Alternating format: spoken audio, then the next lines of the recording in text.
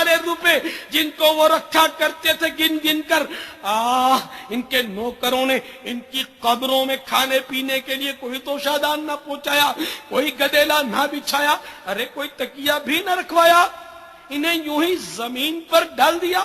قبر کے اندر چند پودے ہی لگا دیے ہوتے، پھولوں کے گملے ہی سجا دیے ہوتے، کچھ دل بہلانے والے اسباب ہی رکھوا دیے ہوتے۔ اب ان کی قبر میں بالکل تنہائی اور بے سر و سامانی ہے، گپ اندھیرا اور وحشت و ویرانی ہے، نہ روشنی کا انتظام، نہ کھانا، نہ پانی ہے۔ ان کے لیے اب شب و روز یکساں ہیں، اب وہ اپنے احباب سے ملاقات نہیں کر سکتے، نہ وہ کسی کے پاس جا سکتے ہیں، نہ کسی کو اپنے پاس بلا سکتے ہیں۔ آج قبروں میں کیسے کیسے حسینوں کی مٹی پلید ہو چکی ہے، ان کی ہڈیاں ٹوٹ پھوٹ گئیں، نشیلی آنکھیں نکل کر منہ پر بہہ گئیں، گردن دھڑ سے جدا ہوئی پڑی ہے، ان کے منہ میں پیپ بھرا ہوا ہے، اور خوبصورت جسم کے اوپر اور اندر کیڑے چل رہے ہیں۔ ہائے ہائے، قبر میں مردے کی بے پسی، اور وہاں دنیا میں ان کی بیواؤں نے دوسرے نکاح کر کے دوبارہ گھر آباد کر لیے، ان کی اولاد نے ان کے مضبوط مکانات پر قبضے جما لیے، ان کے وارثوں نے ان کے خون پسینے کی کمائی آپس میں بانٹ کر اپنے اپنے حصے پا لیے۔ مگر کچھ ایسے خوش نصیب بھی ہیں جو قبروں میں مزے لوٹ رہے ہیں، کیونکہ اس دنیا فانی میں اپنی آخرت کی تیاری کے لیے خوف خدا عز و جل میں وہ روئے تھے، اس دنیا کی رنگینیوں میں گم ہو کر غفلت کی نیند نہ سوئے تھے، دنیا کی رنگینیوں میں گم ہونے کی بجائے یاد خدا و مصطفیٰ عز و جل و صلی اللہ تعالی علیہ وآلہ وسلم میں کھوئے تھے۔ اطاعت الہی اور اپنے میٹھے میٹھے آقا صلی اللہ تعالی علیہ وآلہ وسلم کی میٹھی میٹھی سنتوں کے مطابق زندگی گزاری تھی، لہذا آج ان کی قبروں میں عیش و طرب کا سامان ہے، جنت کی کھڑکیاں کھلی ہیں، جنت کے بچھونے بچھے ہیں، اور ان کی قبر جنت کا باغ، اور ان کی قبر میں رحمتوں کے پھول کھلے ہیں۔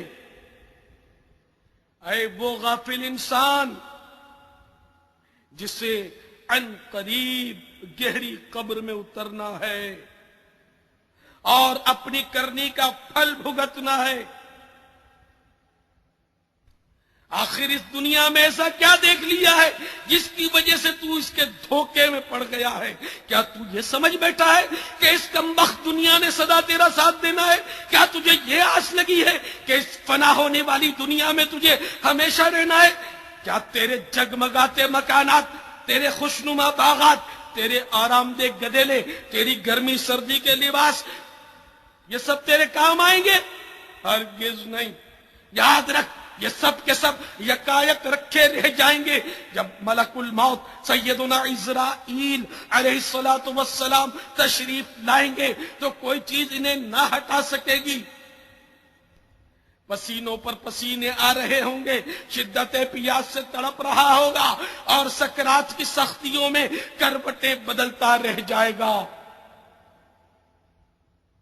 افسوس، 100,000 افسوس، اے نادان جو آج مرتے وقت کبھی اپنے والد کی، کبھی اپنے بیٹے کی، تو کبھی سگے بھائی کی آنکھیں بند کر رہا ہے، ان میں سے کسی کو نہلا رہا ہے، کسی کو کفن پہنا رہا ہے، کسی کے جنازے کو کندھے پر اٹھا رہا ہے، کسی کے جنازے کے ساتھ جا رہا ہے، کسی کو قبر کے گڑھے میں اتار کر دفنا رہا ہے۔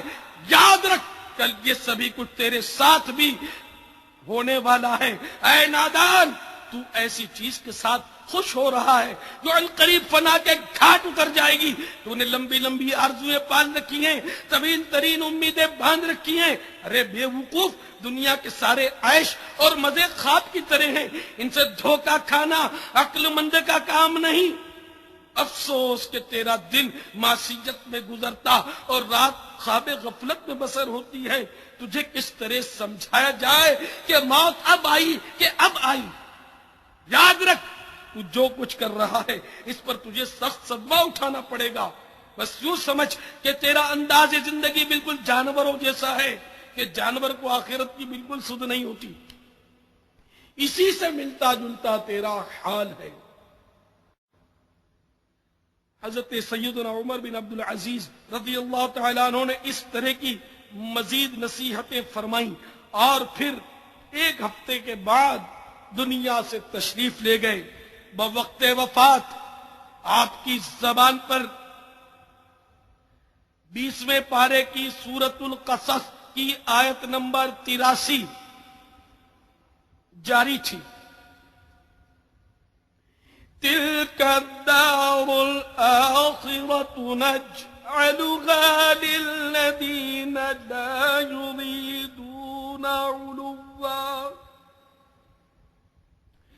لا يريدون علوا في الأرض ولا فسادا والعاقبة للمتقين.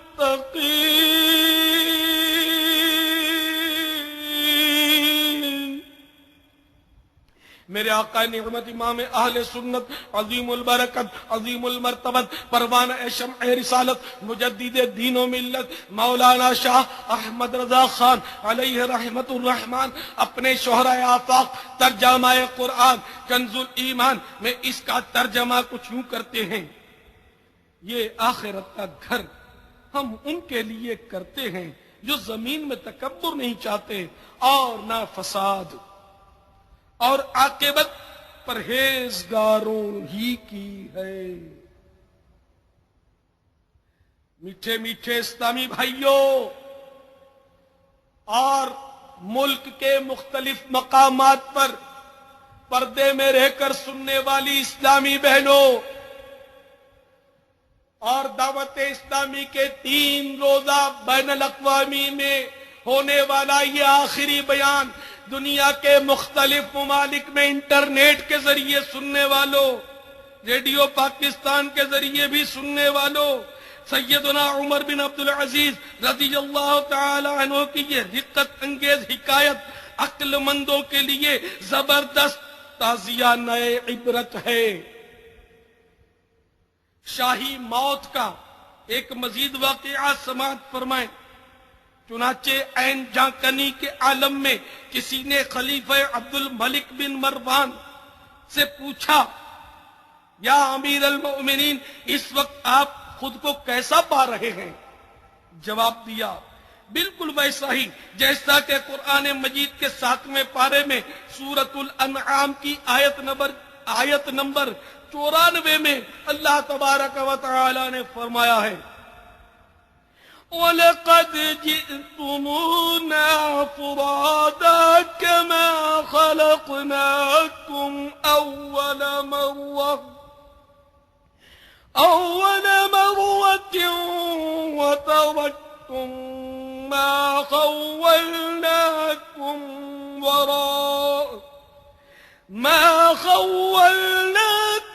وَرَاءَ ظُهُورِكُمْ.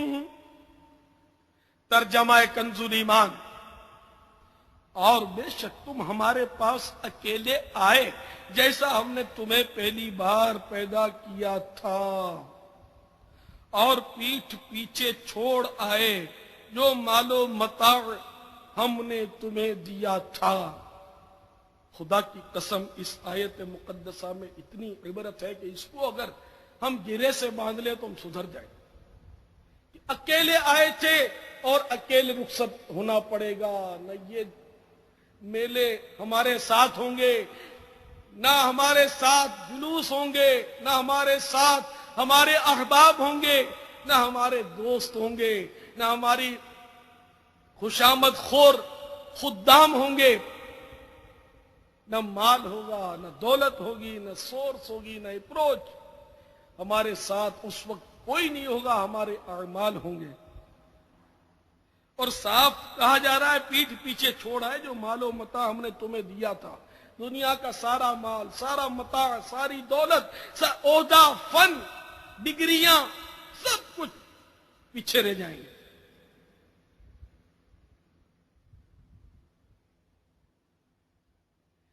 تو بے وفا